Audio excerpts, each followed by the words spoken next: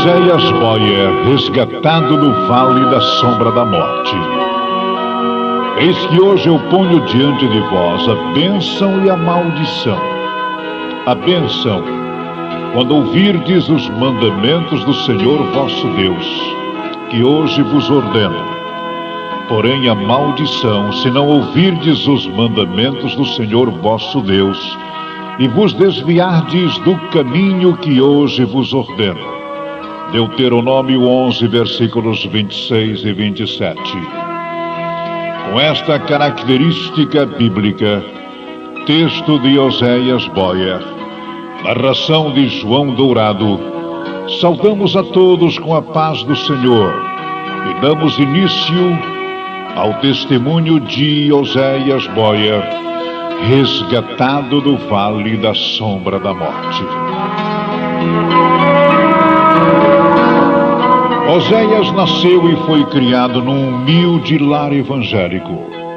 Pertence à Igreja Evangélica Assembleia de Deus de Santa Cruz, Rio de Janeiro, cujo presidente é o pastor Davi Cabral. Quando criança, eu participava dos trabalhos em minha igreja, cantava no grupo infantil, recitava poesias e até fazia parte de peças natalinas. Mas logo tornei-me um menino muito rebelde, dando muito trabalho aos diáconos da igreja. No colégio eu era impossível, brigando, roubando merenda dos colegas, arrebentando cano de água e sendo expulso. Só dava um pouco de descanso quando matava a aula e ia para o rio tomar banho, ou no sítio roubar frutas, até que quase morri na ponta de um facão. O tempo passou, tornei-me adolescente, fazendo coisas piores a cada dia e sendo usado pelo inimigo que só veio para matar, roubar e destruir. João 10, verso 10. Tinha o vício de ir ao necrotério mexer com os mortos, também nos cemitérios roubando coisas de valor, quebrando jazigos e etc, etc.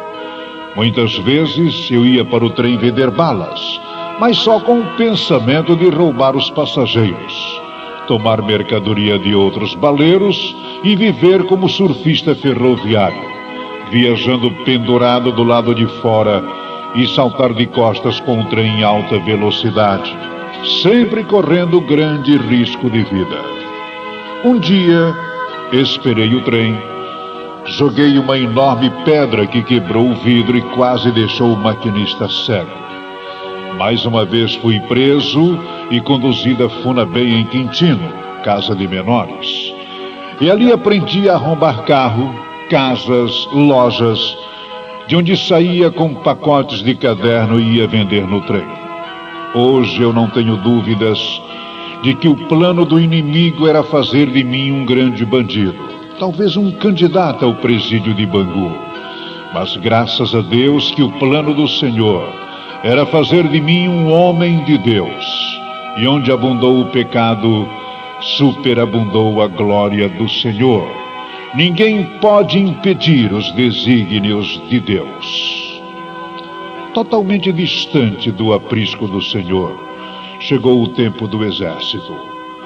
Foi aí que o inimigo começou a falar em meu coração que lá fora havia um mundo diferente, que a gente cheirava cocaína, fumava maconha, tomava pico, enfim, que pisava no ar e via tudo a cores. E alguém ofereceu-me um baseado de maconha, e movido pela curiosidade, acabei aceitando. Fumei outras vezes e tornei-me viciado. A curiosidade é um perigo. Quantos crentes curiosos. Passei a andar com pessoas do submundo do tráfico. E logo, um colega foi preso e levado para o presídio de Niterói. Em seguida, um outro foi jogado no camburão. Eu estava com ele, carregava flagrante. Como pôde a polícia não me ver? Era notório o livramento do Senhor para comigo. Preocupado, Deixei Santa Cruz e fui morar numa cabeça de porco no lado da favela do Buquiço, em Marechal Hermes. Um lugar terrível, onde era proibido morar pessoas decentes. Maloca de prostitutas, homossexual, ladrão, maconheiros e tudo mais. Hoje, ponho-me a pensar que se houvesse AIDS na época, eu seria o primeiro da fila. Minha vida era um verdadeiro mar de lama, coisas que nem dá para contar aqui. Uma certa feita, fiquei na tocaia esperando os moradores de uma casa saírem e em seguida entrei. Após arrombar a janela, sempre calçando as mãos com meias, e levei aparelho de som e tudo que podia. Não obstante ter feito o curso de enfermagem, impressor gráfico, funcionário da Marinha, INSS e etc., eu desejava ser alguém. Mas faltou-me apoio e um vento contrário procurava ver o meu fim. Arrastava-me para o mal. Perdi o interesse pelo trabalho. Passei a viver na vida do tráfico em busca de aventuras passageiras e demoníacas. Minha primeira prisão ocorreu na favela do Curral das Éguas, lugar muito perigoso. Garotos de 10 a 12 anos andam todos armados. E um dia eu vinha saindo da favela. Estava com flagrante. De repente me vi cercado pela polícia. Levaram-me para um lugar deserto. Deram-me umas bolachas. Pediram-me dinheiro e meu relógio para me soltar. E dar uns tiros pro alto simulando minha fuga. E nunca temi a morte. E disse a eles que não tinha negócio. Podiam levar-me direto para a cela. Fui preso em flagrante. E pela primeira vez conheci o que é a vida na cadeia.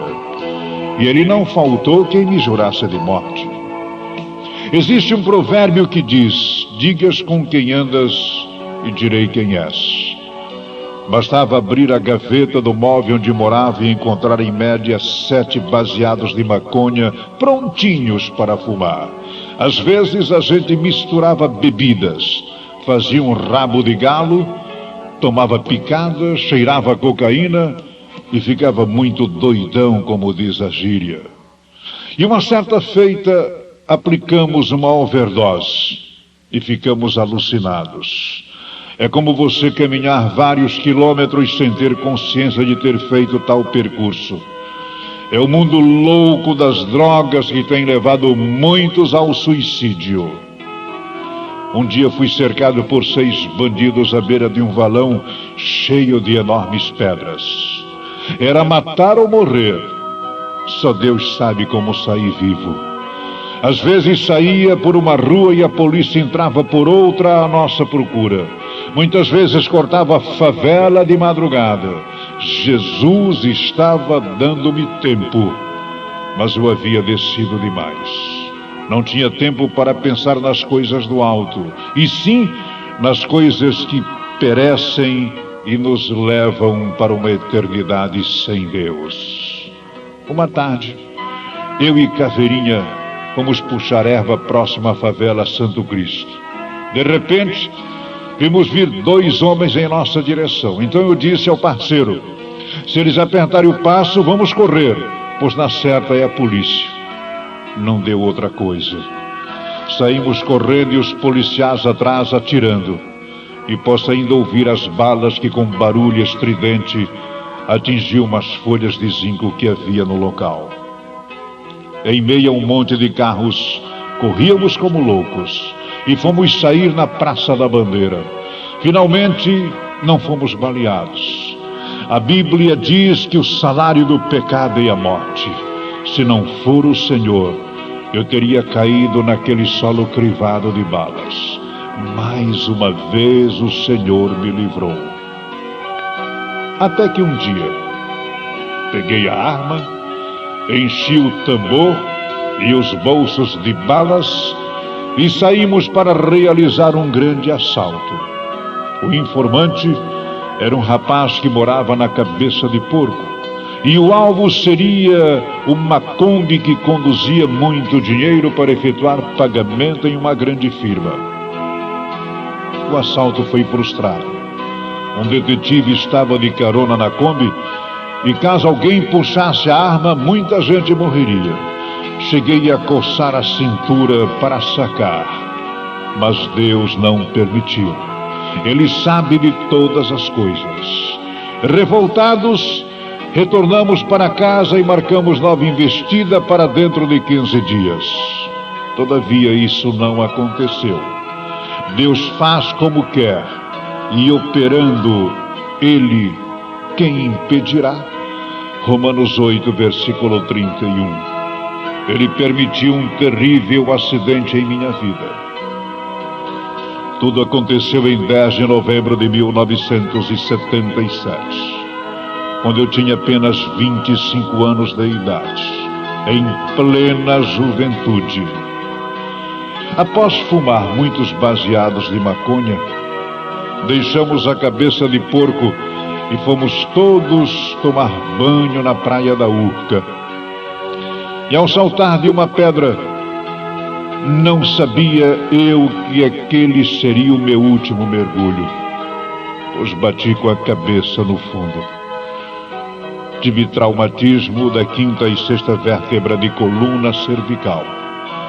No mesmo instante fiquei entregue às águas e totalmente paralítico de pernas e braços. Bebi muita água. Talvez não suportaria mais alguns segundos naquela situação. Já praticamente morto, e creio que por providência divina, fui tirado das águas. Ainda na areia da praia e em coma, fui submetido aos primeiros socorros, contrariando a vontade de um salva-vidas que havia dito não ter mais jeito. Coloquei muita água para fora e sem o menor sinal de vida. Tudo que tive forças para dizer foi: eu vou morrer. Senti a morte vindo me buscar, mas o Senhor é vida. Levado às pressas para o Hospital Miguel Couto, ali dava-se início à minha via crucis. No leito de dor, totalmente paralítico, colocaram ferro em minha cabeça, o que os médicos chamam de tração craniana. Era horrível.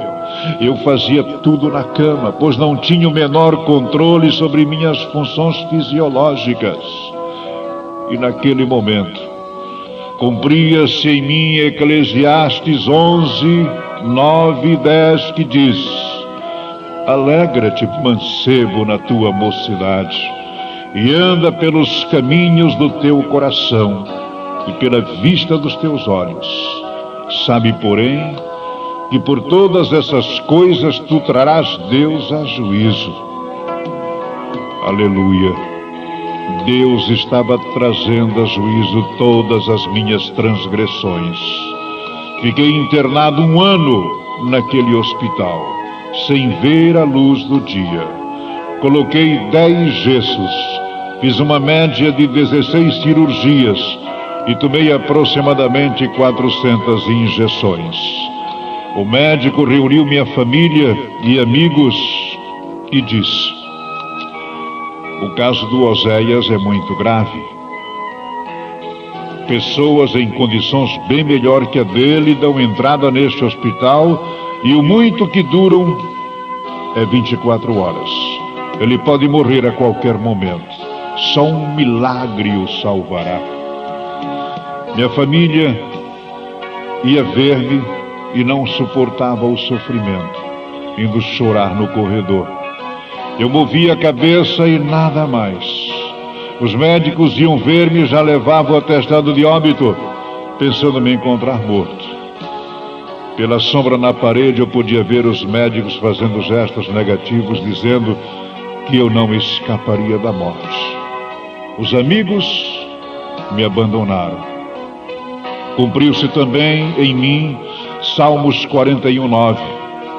Até meu amigo íntimo, em quem eu tanto confiava, que comia do meu pão, levantou contra mim o seu calcanhar. Meus irmãos, isso é uma realidade. Amigos que comiam do meu pão e que eu visitara na cadeia, abandonaram-me no momento em que eu mais precisava deles. Mas com isso aprendi que existe apenas um amigo de verdade. Esse amigo é Jesus. Os médicos me cortavam todo com lâminas, fazendo testes de sensibilidade, e eu nada sentia. Dependia das enfermeiras para tudo e não enxotava uma mosca sequer. Deus não ama o pecado, mas ama o pecador. Somos salvos pela graça e o Senhor enviou um vaso no hospital que me disse: tenho uma grande obra contigo e vou confundir a medicina. Até para sentar na cadeira tinha que ser amarrado.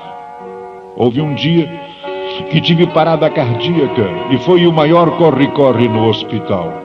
Fui ao inferno e voltei. E jamais esquecerei o dia que eu estava em uma sala na cadeira de rodas.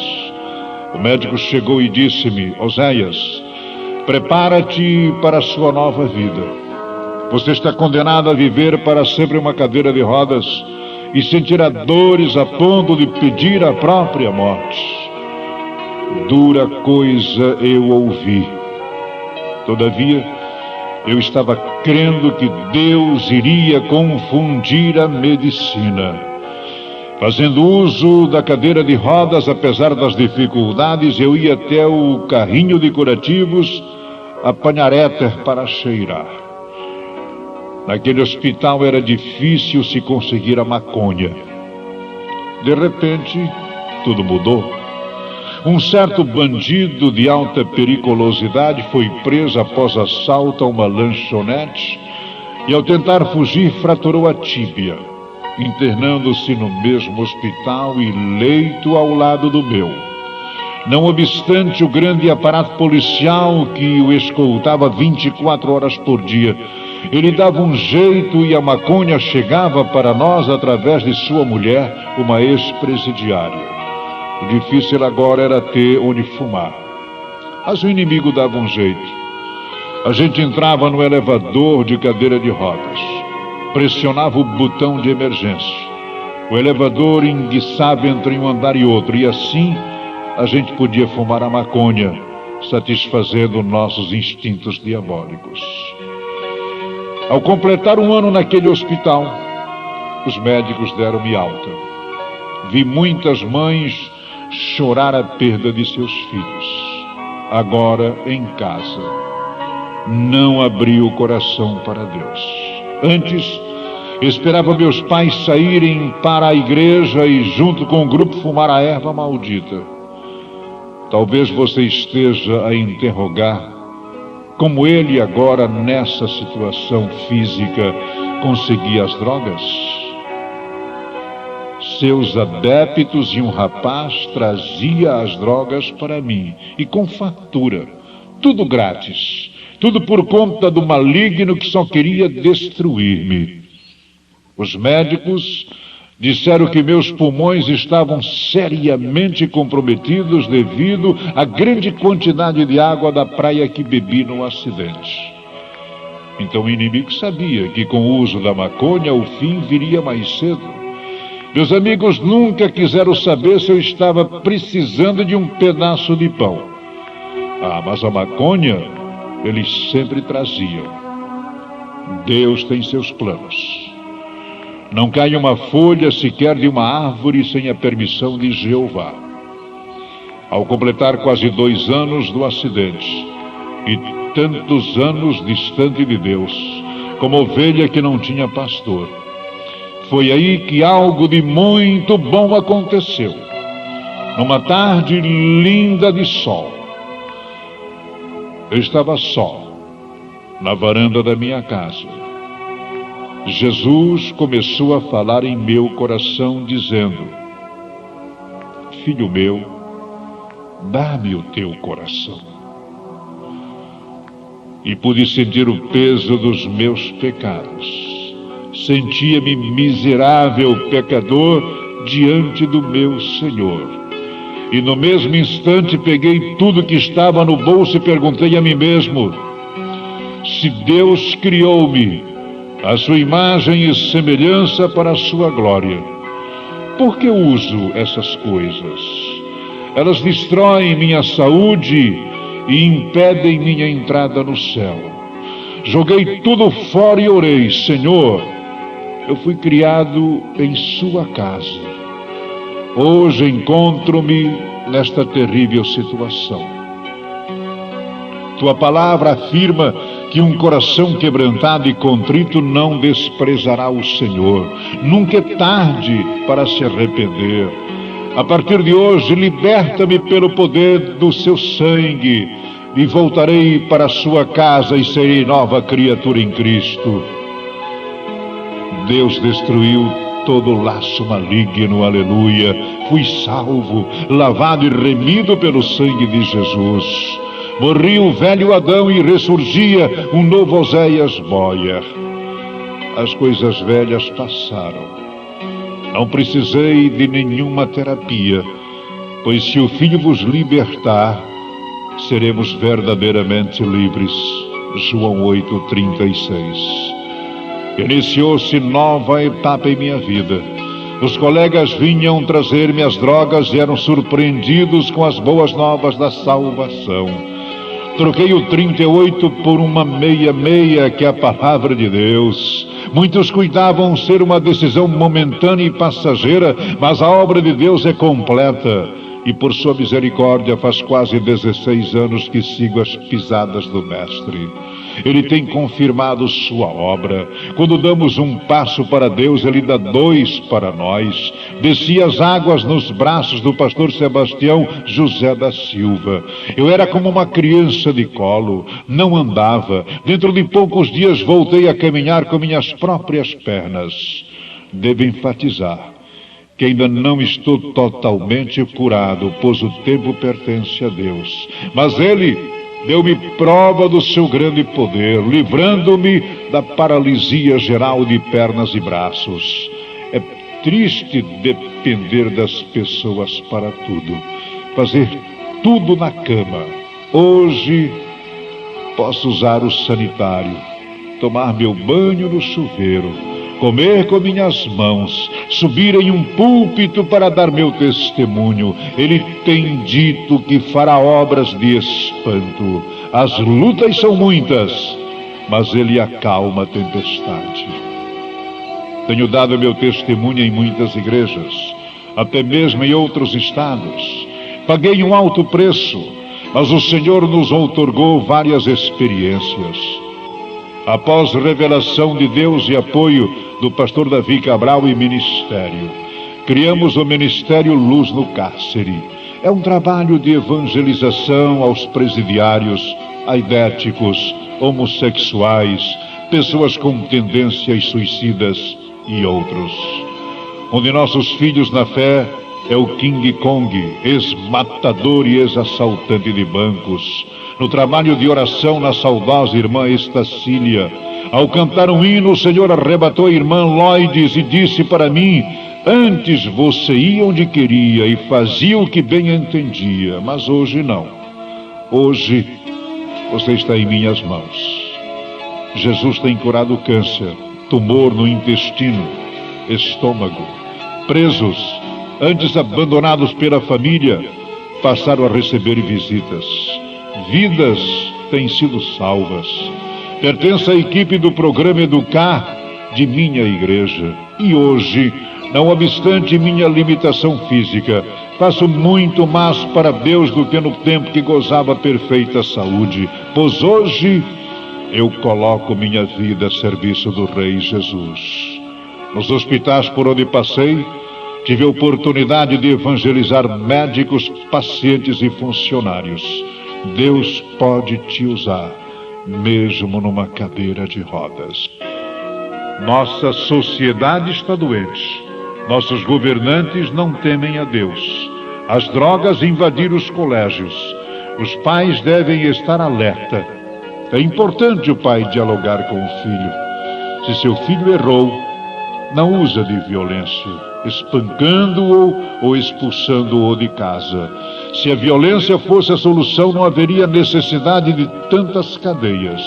No entanto, elas estão cheias, provando que a violência não resolve. E você, mãe? Ore sempre pelo seu filho. Não importa o problema, Deus irá salvá-lo. Minha mãe passou muitas noites sem dormir orando por mim. Jesus me salvou. Não importa se foi pela dor, Deus corrige o filho a quem ama. Pior seria eu parecer um marginal, perecer na minha alma, ir para o inferno, sem Deus, sem paz e sem salvação. Deus permite coisas para nos despertar a orar. Quem sabe você gasta tempo em coisas que não edificam, mas não encontra tempo para orar. A coisa é muito séria. Eu já estava com todo o texto pronto para gravar, quando o Senhor inquietou-me acerca deste assunto. Muitos estão sem forças para caminhar. Deixaram o primeiro amor e foram dominados pelo vício maligno de assistir novela. A Bíblia diz: não ameis o mundo, novela é o mundo. Como o diabo vai fugir de você se não resistir a ele? Novela é sinônimo de prostituição e homossexualismo. Ensina a mulher a trair o marido e vice-versa. Desperta o sexo prematuro nos adolescentes. É antibíblico, antieducacional. É triste saber que muitos não encontram tempo para orar, mas passam horas lendo histórias em quadrinhos, bang-bang, romances, livros obscenos, cujas maléficas literaturas só servem para perverter a mente dos jovens e adolescentes, estimulando-os ao crime e à degenerescência. Muitas vezes passamos por lutas e tribulações. Não sentimos desejo de orar e evangelizar. O desânimo é total. Será que temos agradado ao Senhor, oferecendo a Ele espírito, alma e corpo? Malaquias 3,18 diz que existe diferença entre os que servem a Deus e aquele que não serve. Um de nossos filhos na fé, ex-matador e ex-assaltante, o famoso King Kong, contou-me que antes de aceitar a Jesus, uma certa noite, após fumar uns baseados de maconha e ingerir umas bolinhas de artênia, saiu a fim de praticar uma de suas muitas atrocidades. Ao longe, avistou uma moça. Aproximou-se, colocou a arma em sua cabeça e pensou que a moça fosse gritar. E ele teve uma surpresa, pois a moça virou-se para o temido King Kong e disse-lhe: moço, Jesus ama você. Sem nada a fazer, ele foi-se, e por onde estava tudo o que ouvia era: Jesus ama você. Jesus ama você. E uma tarde, num culto, lá mesmo no presídio em São Paulo, ele aceitou a Jesus e até hoje me escreve. É guitarrista, professor de escola dominical e pertence ao círculo de oração. Jovem, é preciso levar Deus a sério. Se esta moça tivesse na igreja brincando de ser crente, jamais teria autoridade do Espírito para dizer ao bandido: Jesus ama você. E por certo seria vítima de uma grande tragédia. Prepara-te, pois o gigante Golias pode vir ao seu encontro. Você terá que ir a ele em nome do Senhor dos Exércitos. Deus nos dá um livre arbítrio. Você quem escolhe caminho da bênção ou maldição. Eu deixei o caminho da bênção. Paguei um alto preço. Deus livrou-me da morte certa. Hoje estou no caminho da bênção. Olha o juízo, ele não tarda. Deus está vendo o que você faz. Procure hoje se arrepender. Amanhã pode ser tarde demais. Se esqueceste tanto da igreja de Deus, levaste para o mundo todo o talento seu, Cristo está te esperando. Tome sua decisão. Ele dará de novo paz para o teu coração. Não espere Deus te trazer pela dor, assim como eu. Ai dos filhos rebeldes que querem esconder profundamente o seu propósito de Deus. Fazem suas obras às escuras e dizem: quem nos vê? Ou quem nos conhece? Saiba, porém, que por todas essas coisas te trará Deus a juízo. Os médicos não sabem explicar como eu posso ficar de pé sobre meus artelhos, já que minhas pernas eram frouxas como o paralítico do tanque de Betesda. Também disseram que eu teria sérios problemas pulmonares, só que meus pulmões são perfeitos, aleluia. Eu posso não ser um Osés de Paula, mas estou sempre cantando para Jesus. Não estou numa cadeira de rodas, não sei o que é dor. Acho que nem o Doril sabe, misericórdia. Fui aposentado por invalidez, mas para Jesus não sou inválido. Tenho muito valor na vida e no amor. É preciso saber perder para ganhar novamente. Perdi meu potencial físico, mas ganhei muitas experiências. Durante um certo período estive fazendo fisioterapia na ABBR. Ali o orgulho cai por terra. Pessoas mutiladas, sem braços, pernas, crianças em cadeira de rodas que nunca vão andar. Este mundo é uma escola. Muitos se maldizem na hora da provação e até culpam a Deus. Não esqueça que há no mundo tanta gente chorando mais e mais e sofrendo mais que você. Moisés foi o condutor do povo judeu, mas antes passou pela escola da provação. Paulo, escrevendo aos crentes que estavam em Corinto, dizendo: porque a nossa leve e momentânea tribulação produz para nós um peso eterno de glória muito excelente. 2 Coríntios 4,17. Deus conhece nossa estrutura. Nunca permite prova além do que podemos suportar. O segredo é o arrependimento e não voltar à velha prática. Jesus disse à mulher adúltera: estás perdoada, vai e não peques mais. Ao paralítico do tanque de Betesda, ele foi mais incisivo: não peques mais, para que não te suceda alguma coisa pior. João 5,14. Servir a Deus não resume-se apenas em uma confissão de fé. É preciso, queridos, haver renúncia. Meu desejo sincero é que este testemunho tenha contribuído de forma eficaz em sua vida espiritual. Obrigado porque você orou e Deus nos deu condições de fazer esta segunda gravação. E desta feita, contando as belas experiências de casamento entre o casal Rio Sul, Oséias e Délcia Boia. É uma linda história.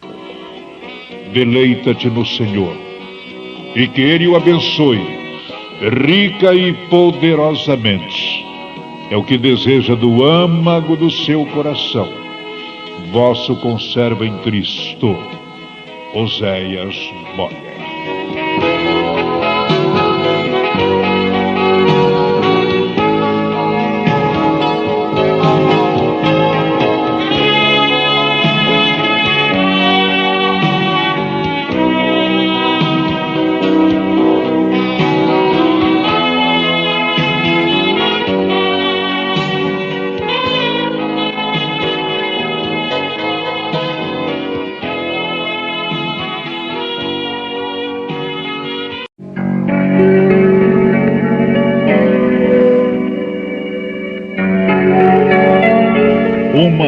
pela história.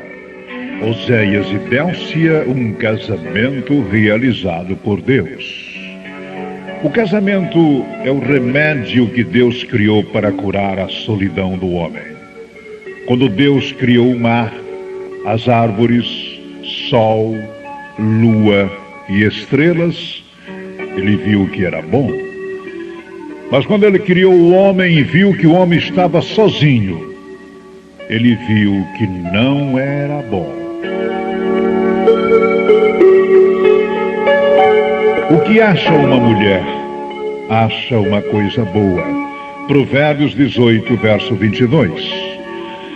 Após a poderosa transformação que o Senhor operou em minha vida, resgatando-me do vale da sombra da morte,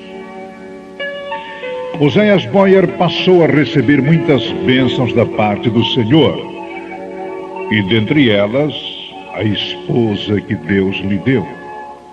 É uma linda, porém real história que tem por título Oséias e Délcia, um casamento realizado por Deus. Todo servo do Senhor precisa de uma esposa que possa o acompanhar em todos os seus ideais de servir a Cristo. Assim sendo, Oséias passou a orar, pedindo a Deus que lhe preparasse uma esposa. Muitas moças, de uma maneira ou de outra, externaram o desejo de namorá-lo. Mas o Senhor sempre lhe dizia: aquietai-vos, e eu sabei que eu sou seu Deus. Oséias ainda não sabia, mas Deus estava preparando uma moça de longe para ele. Como diz em Isaías 64:4, o Senhor trabalha para aqueles que nele esperam. E ele resolveu esperar em oração, certo de que Deus iria tocar em seu coração, fazendo-o sentir que a escolhida finalmente havia chegado. Deus estava trabalhando. Uma certa feita, houve uma grande festividade da CIB na congregação de São José. O evangelista José Ronaldo fora convidado a dirigir aquele evento, pelo qual nos convidou a louvar o Senhor com um hino.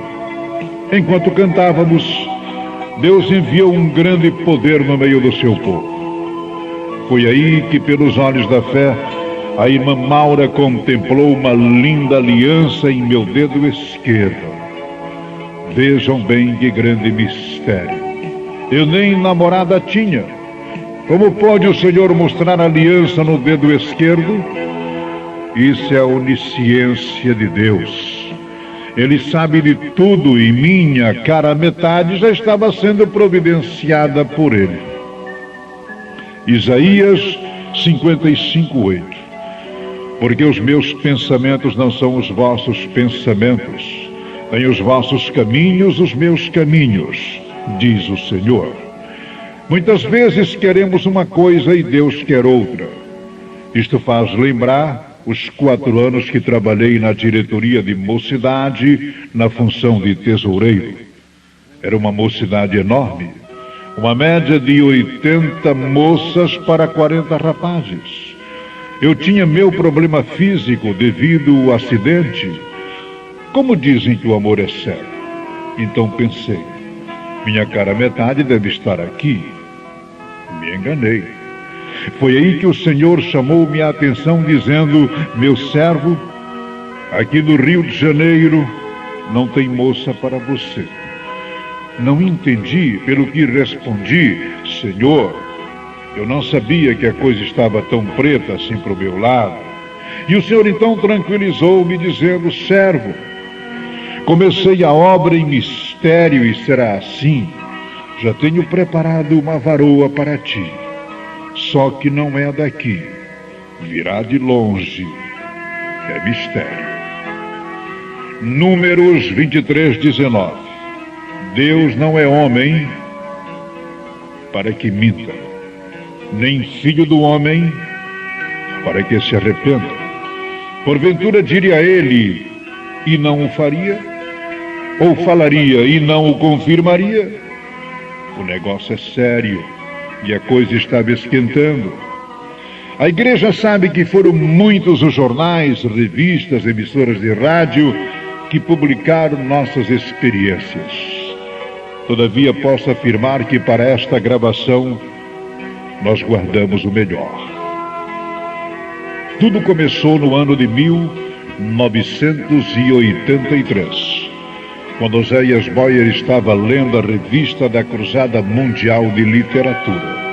De repente, deparou-se com o testemunho de uma moça. Ela dizia não saber ainda porque Deus permitira que a paralisia infantil lhe afetasse quando tinha 1 ano de idade, deixando-lhe como consequência um pequeno defeito físico. A moça dizia também que era católica, morava na cidade de Estação Getúlio Vargas, Rio Grande do Sul, e que não se aceitava como era. Ao concluir a leitura, o Senhor falou ao coração de Oséias Boyer: eis aí alguém que tem um vazio em sua vida, mas eu posso preencher este vazio, e você será o instrumento que usarei para fazer esta obra. E naquele momento, nasceu dentro de Oséias um forte desejo de entrar em contato com aquela moça. Escrevendo para a redação da revista, Oséias pediu o endereço da jovem. Porém, Dona Ivete, responsável por aquela sessão de testemunhos, resolveu não atendê-lo de imediato. Antes, comunicou à jovem que havia um rapaz do Rio de Janeiro que desejava corresponder-se com ela. A moça aceitou e escreveu para Oséias, iniciando assim um diálogo por correspondência que durou 2 anos, de 1983 a 1985. E durante esse espaço de tempo, o Senhor trabalhou no coração da moça. Oséias evangelizou-a por carta. Tudo o que ele desejava era levá-la aos pés do Calvário. Foram 2 anos de evangelização. Cada carta continha uma mensagem do céu. Se em alguma carta Oséias falasse pouco de Jesus, na carta-resposta a moça faria a cobrança. Ela estava sedenta das coisas de Deus. Eram cartas para o Rio e cartas para o Sul. Oséias orientou-a a visitar uma igreja evangélica em sua cidade, mas Délcia confessou o medo de ser mal recebida. Como resposta, Oséias, movido pelo Espírito de Deus, disse-lhe que se isto acontecesse, aquele não representava Deus, aquele não representava o seu povo, pois os irmãos em Cristo que ele conhecia se caracterizavam por receber bem em suas igrejas as pessoas não evangélicas. Délcia resolveu fazer uma visita à Assembleia de Deus de sua cidade no Rio Grande do Sul. Para sua surpresa, trataram-na muito bem. Tanto que após o culto, o pastor com sua família levaram-na de carro para casa. E ela continuou participando dos cultos e pouco tempo depois aceitou a Jesus como Salvador. Pois segundo Atos 4:12 diz, não existe nenhum outro que pode salvar, só Jesus. Até então Oséias e Délcia não tinham ainda tocado no assunto namoro. Porém, após a conversão da Délcia, eles passaram a se namorar, mas só se conheciam por fotos. E Deus, pouco a pouco, foi dando provas de que aquele namoro era de sua vontade. O Senhor usou vários meios para confirmar que Délcia era a moça que ele havia designado como esposa para Oséias Boyer. Uma certa feita, Oséias estava no trabalho de oração na congregação de Travessa Cabral. Pegou um pedaço de papel e escreveu: Senhor, a Délcia é a jovem que tu tens preparado para minha futura esposa?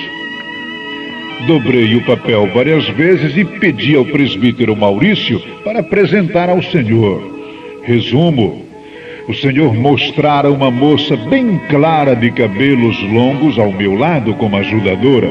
Enfim, o Senhor acabara de descrever a jovem exatamente como ela é. Délcia, por sua vez, também recebeu de Deus esta convicção: o Senhor faz como quer. Uma certa feita, lá mesmo no Rio Grande do Sul, Délcia pediu oração a um irmão, dizendo que através de carta estava namorando um moço do Rio de Janeiro. O irmão disse que buscaria Deus neste sentido e que dentro de 30 dias ela teria uma resposta.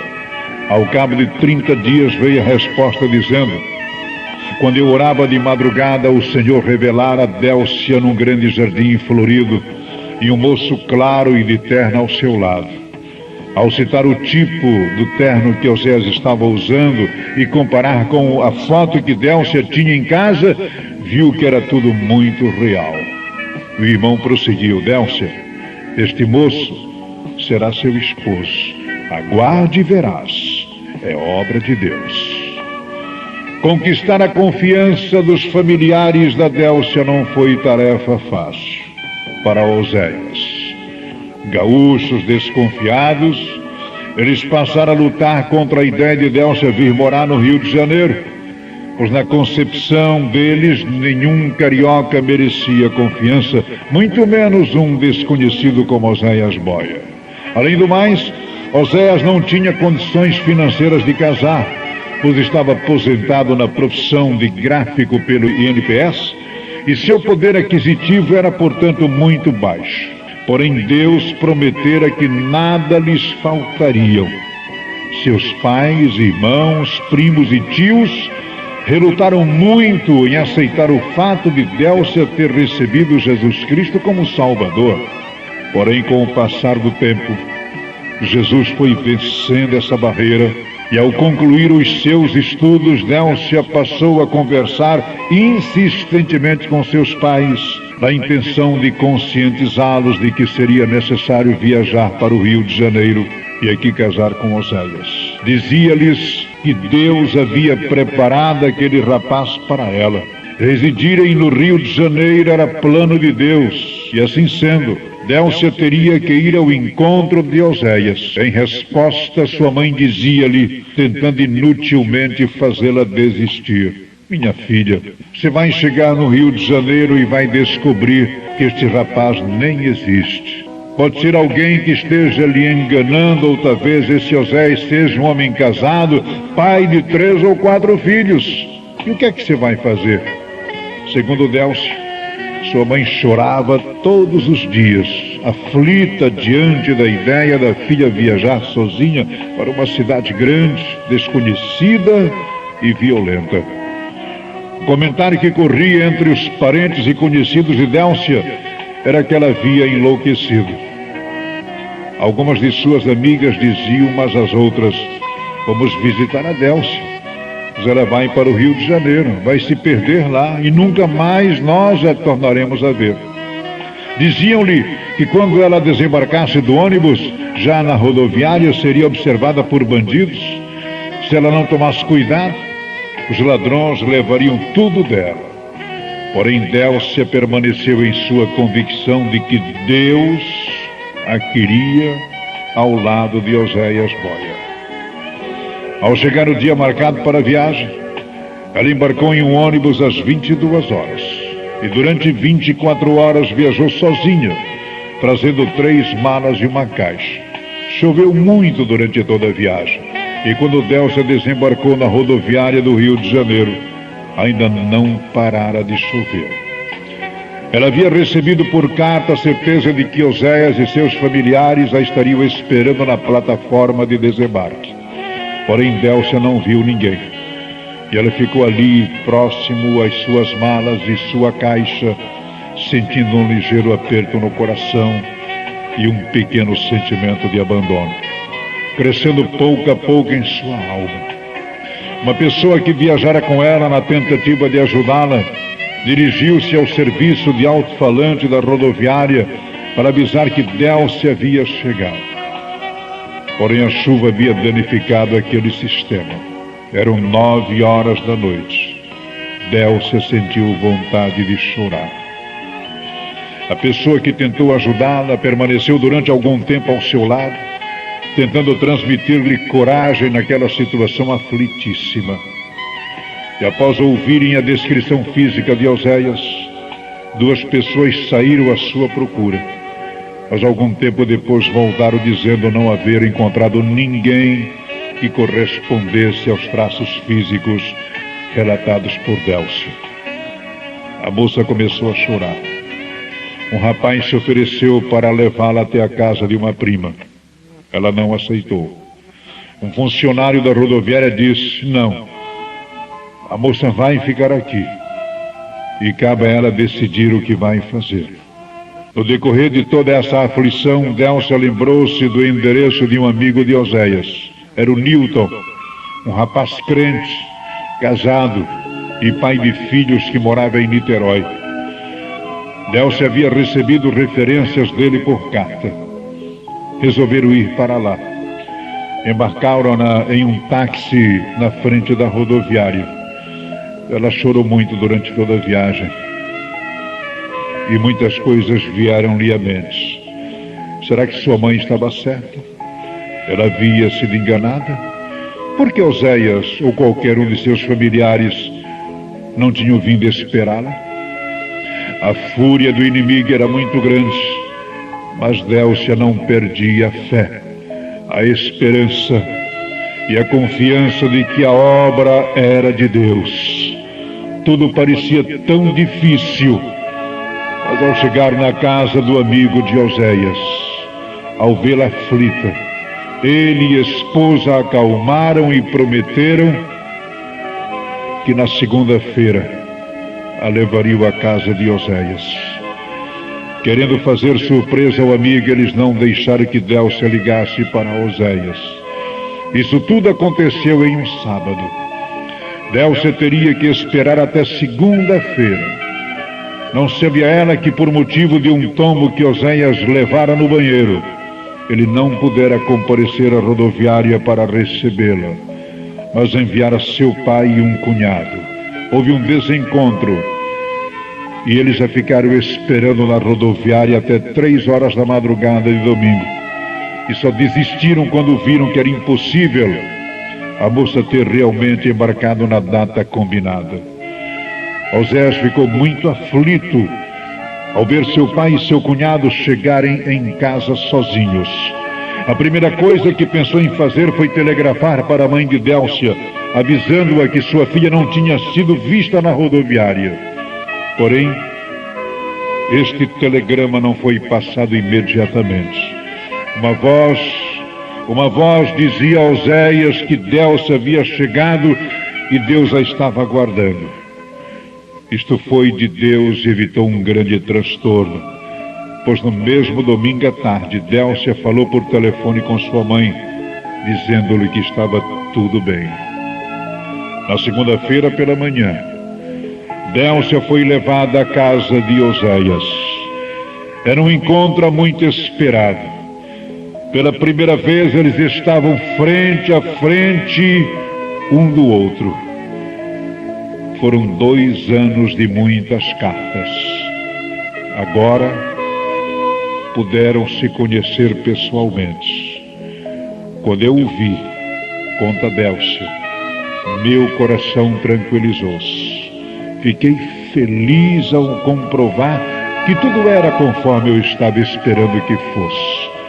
Oséias correspondeu às minhas expectativas e creio que eu correspondi às dele. Sua família me recebeu muito bem. Inclusive, vi que Oséias pessoalmente era muito mais bonito do que eu esperava ou tinha visto em fotografias. Délcia ficou morando na casa dos pais de Oséias. Para evitar comentários, eles marcaram o casamento para dali a 45 dias. Tudo já estava aprovado por Deus. Quando Oséias nem namorada tinha, e o Senhor mostrará a aliança em seu dedo esquerdo. Esperar o quê? Casamento, casa, móveis e etc. acarretam muitas despesas, é claro.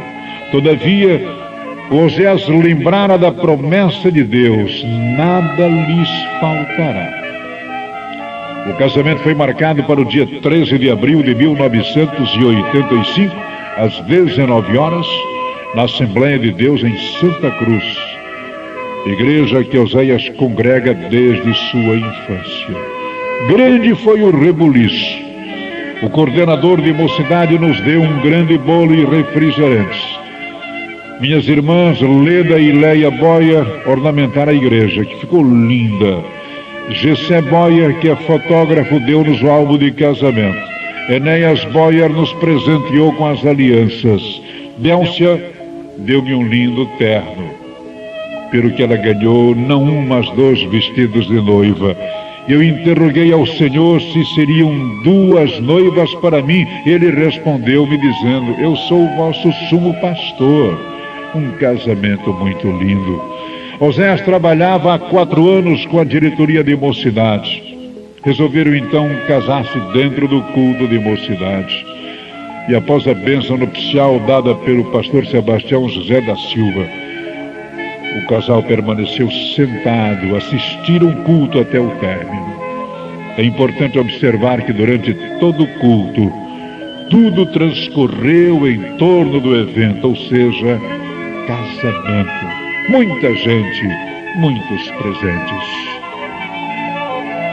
Eu entendo que o período entre namoro e noivado, dentre outras, permite ao casal saber se estão o suficiente se identificando para uma vida de relacionamento a 2. No meu caso foi diferente, pois casei-me dentro de 45 dias e só fui conhecer meus sogros 2 anos após o casamento. Todo casamento tem que ter 3 marcas: renúncia, dedicação e objetivo. Casados há quase 10 anos, Oséias e Délcia têm levado suas experiências em muitas igrejas. Estiveram algumas vezes no sul, onde falaram de Jesus, pois as maravilhas do Evangelho são inesgotáveis. Oséias encantou-se com as maravilhas do sul, principalmente no campo, onde reside a família de Délcia. Lugar muito abençoado, onde a terra colhe-se pera, uva, melão, melancia, maçã, melão, ameixa, pêssego, carne de ovelha, lagarto, saracura e muito mel. Deus deu-nos a oportunidade de testemunhar na Assembleia de Deus Central do Rio Grande do Sul. E muitas vidas aceitaram a Cristo. Durante um certo período, o casal morou com os pais do Oséias. Todavia, Deus tinha uma promessa de vitória para eles. Délcia e a mãe do Oséias eram como mãe e filha. Se davam muito bem. Só que a Bíblia diz: deixará o varão o seu pai e a sua mãe, e apegar-se-á a sua mulher, e serão ambos uma só carne. Gênesis 2:24. Todo casal precisa ter sua própria casa, até que o pai de Oséias lhes ofereceu uma casa. Nesta época, Oséias e Délcia viajaram ao sul, segundo a orientação de Deus. Ao retornarem, a casa estava toda reformada, pintada e muito bonita. Durante todo esse tempo, eles moravam com os pais de Oséias. Então o que eles tinham eram móveis de quarto. Agora, na nova casa, eles estavam diante de um grande desafio: ter que mobiliar toda a casa. E lembraram de Malaquias 3:10: fazei provas de mim, diz o Senhor. É preciso muita fé, pois quando se pensa em casar, compra-se a geladeira no mês, o fogão no outro, e aos poucos vai se completando toda a mobília. Mas o Senhor é o dono de tudo. Para Ele tudo é possível. Hoje eu posso dizer como salmista: grandes coisas fez o Senhor por nós. Dentro de apenas 35 dias, Deus mobiliou toda a nossa casa. Mandou de tudo que uma casa necessita. Foi uma grande obra. Para mim, aposentado seria difícil, mas Deus torna possível o impossível. A cada dia um carro encostava trazendo móveis. Tudo novo, tudo pago. Não comprei a prestação, não tirei empréstimo, não comprei fiado. Veio tudo do tesouro celestial. Pessoas ficaram preocupadas, achando que eu estava ficando maluco, comprando tudo aquilo. Se você não tiver intimidade com Deus, você fica sem entender os mistérios. É triste saber que muitos não têm o Senhor como seu verdadeiro pastor. Quando necessitam de alguma coisa, saem contando para os vizinhos. Esquece que o nosso socorro é do Senhor. Nossa primeira gravação, fizemos uma tiragem de 1000 unidades. Muitos se preocuparam com o lado financeiro. Eu mergulhei em Salmos 1:3, tudo quanto fizer prosperará. E em 45 dias estava tudo pago. Servimos um Deus poderoso que supre todas as nossas necessidades. Quando os vários periódicos publicaram o nosso testemunho, tivemos o privilégio de receber uma média de 2000 cartas. Os problemas e interrogações dos jovens são demais. Eles contavam-nos coisas que nunca contaram a seus pais. É importante os pais dialogarem com seus filhos.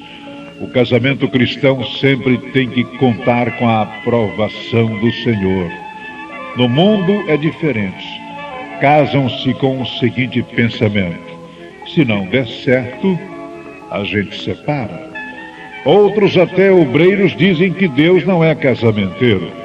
Mas eu te afirmo que Ele quer o melhor para seus filhos. Basta você saber pedir. Ao orar, pedindo a Deus uma esposa, eu dizia: não me dê tribulação, pois da tribulação eu já vim. Muitos jovens ignoram isto, mas devemos contar para Deus todos os nossos problemas. E por que não os de ordem sentimental? Os jovens devem buscar ao Senhor e agir sabiamente, escolhendo o cônjuge da mesma linhagem, da mesma família espiritual. Tem rapaz que vai à igreja só por causa das moças. Depois que casa, pede as contas, ou seja, deixa Jesus. Procure sempre ganhar um moço para Jesus. Nunca permita que ele a leve para o mundo. Faz alguns anos, minha irmã Leda, ainda mocinha, começou a namorar um rapaz não crente, de formação espírita e muito chegada a uma bebida, embora que socialmente. Um ótimo filho, cursando o 2º ano de faculdade. Minha irmã era muito ativa na igreja, mas com esse namoro ela quase foi disciplinada. O rapaz era durão. Glória a Deus, nem pensar.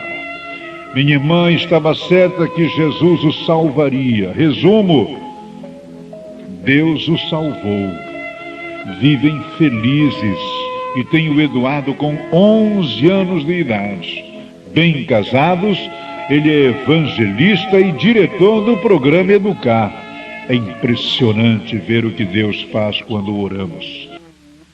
No meu tempo de solteiro, muitas moças, olhos azuis, com faculdade, boa situação financeira, externaram desejo em namorar-me. Todavia, eu busquei ao Senhor. Deus deu-me uma gaúcha super inteligente, com 2º grau e curso profissionalizante em processamento de dados. Muitos até acham ela muito parecida comigo. A história pós-altar de muitos casais tem sido uma autêntica coleção de amarguras e tropeços. Ainda mais onde reina a ideia do olho por olho e dente por dente.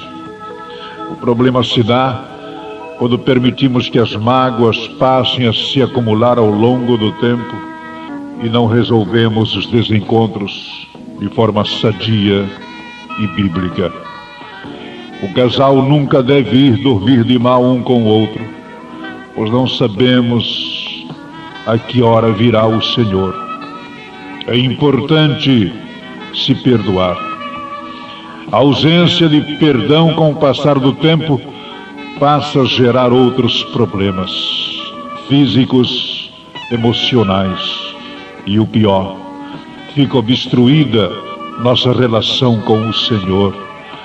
Perdoar é oferecer vida ao ofendido.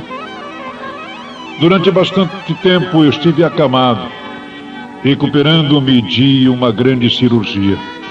Não podia andar, mas pude contar com a ajuda de minha esposa 24 horas por dia.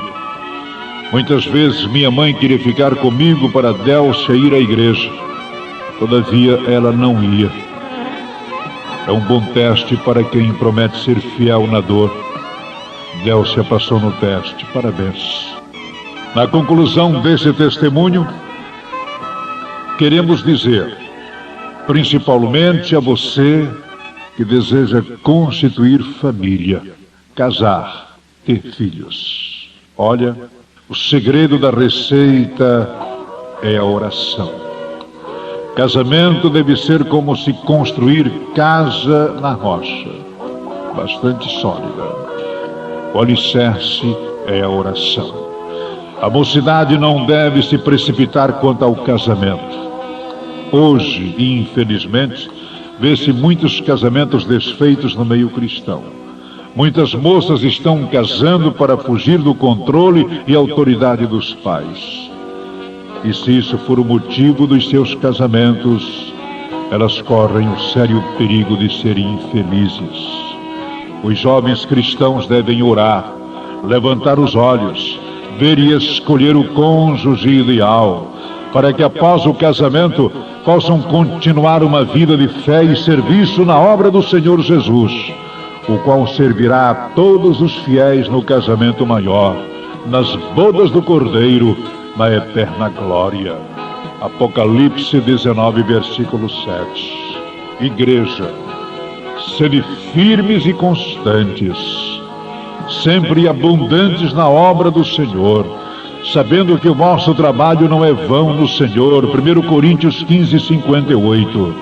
Durante 2 anos, Oséias evangelizou Délcia por carta, e ganhou-a para Jesus, mas ganhou-a para ele também. Contexto de Oséias Boia e narração deste que vos fala, João Dourado. Ouvimos o testemunho de Oséias e Délcia, um casamento realizado por Deus. Nossos agradecimentos ao técnico querido José Roberto. Agradecimentos ao pastor presidente Davi Cabral, ministério, todo o nosso campo de trabalho, família, gaúcha Délcia, irmão João por narrar este segundo trabalho. Você que tem apoiado o Ministério Luz no Cárcere.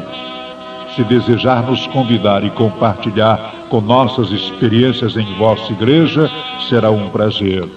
Contatos: Rua Abominal 180, Santa Cruz, Rio de Janeiro. CEP 23.555-140. Ou toda segunda-feira, dia e noite, no trabalho de consagração em Irmã Glorinha, Rua Abominal 500. Na certeza de que para vós que temeis o nome do Senhor, nascerá o sol da justiça, lhes desejamos sucessivos sucessos, que se sucedam sucessivamente. Casal Rio Sul, Oséias e Délcia Boia.